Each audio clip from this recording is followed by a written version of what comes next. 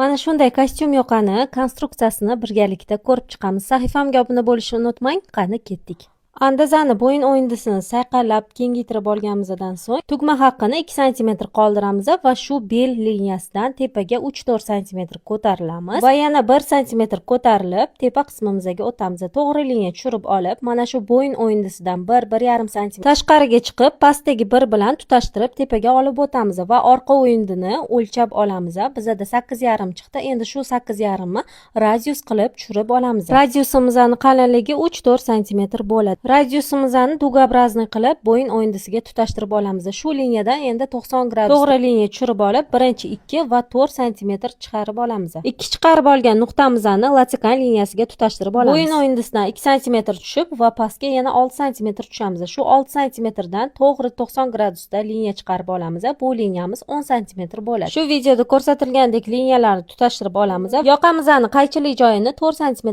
qilib chiqarib oldim. Endi videoda ko'rsatilgandek tepa yoqamizni ajratib olishimiz kerak bo'ladi. Va mana qizlarjonlar, yoqamiz tayyor bo'ldi. Agarda siz ham tikish, bichish va modellashtirish sirlarini noldan boshlab o'rganmoqchi bo'lsangiz, sizni tikuvchilik noldan offlayn kursimizga taklif qilib qolamiz.